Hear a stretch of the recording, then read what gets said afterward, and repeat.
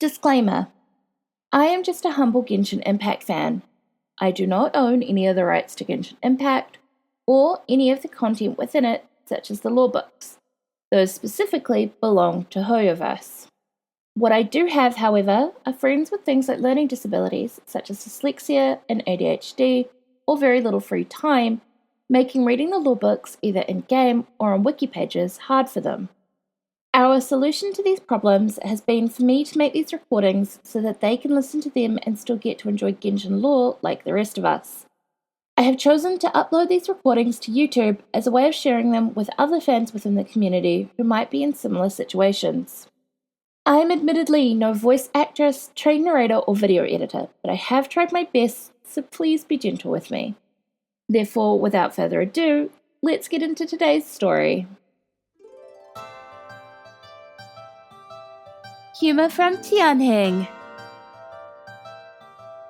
A poetry collection by Pinshan, the Mystic. The quality of the poems is all over the place, but it has long been a reference book for young poets or poet wannabes in Liyue.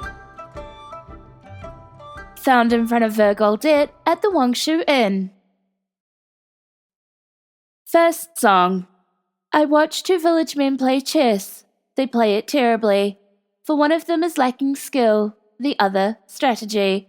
A muddled mess of bungled chess upon the board ensues. I claim to watch in ignorance. In fact, I'm quite amused. Second song. These curious rock formations. All that grows here grows awry. There's bonsai leaves on bonsai trees that nature bonsified. From core lapis to shining jade to silken shrubs galore. The sights exceed what many aged simpletons can endure.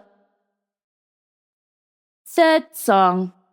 Jueyun Karst houses a second sky, a place that mere mortals cannot spy. The more that one seeks it, the more it seems to be true, for the birds and beasts here hail from there too. Fourth song. White like silk, fine like salt, an exquisite antique is sand. The rich expel it from their homes, but in mine, I boast that it freely roams. Fifth song. A sound assails my ears, 'tis waves that crash against the cliff. Atop the cliff I sleep, and beneath the cliff I fish. A thoughtless neighbor is that wind god, who tears the sky asunder, for he sends things flying everywhere, and disturbs the people's slumber. Sixth song.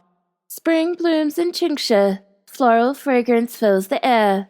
It's times like this I really wish my mom and dad were there. Silver grass softly rustles in the cool autumnal breeze. I harvest it to weave new clothes before the winter freeze. Seventh song. Rex Lapis erected this mountain and built that bay by the sea. These stratified cliffs are majestic, and those streets entertain endlessly. Eighth song. Oh, how cool is the shade of the trees when summer's heat sets in. I lie my body on a bed of leaves, in a blanket of breeze ensconced. Alas, mosquitoes show no mercy to my tender skin. In haste I flee from persecution, and head back to home at once. Ninth song. I took an after-dinner stroll at evening by the sea. I stroked my beard in thought and gazed out at the galaxy. The stars across the sky connect to form a canopy, holding back the moon lest it fall into the sea. 10th song.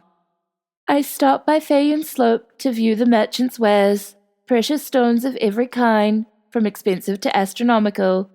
But why waste more here on rocks and have nothing left to spare? I'd rather spend at Yuzheng Terrace on all things gastronomical.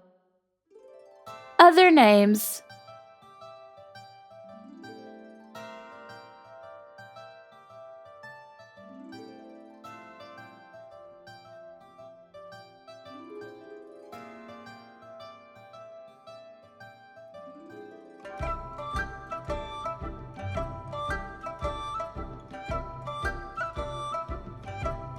Sources.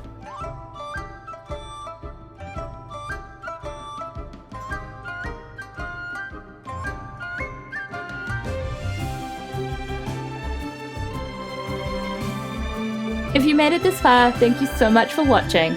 Ad Astra Abyssos.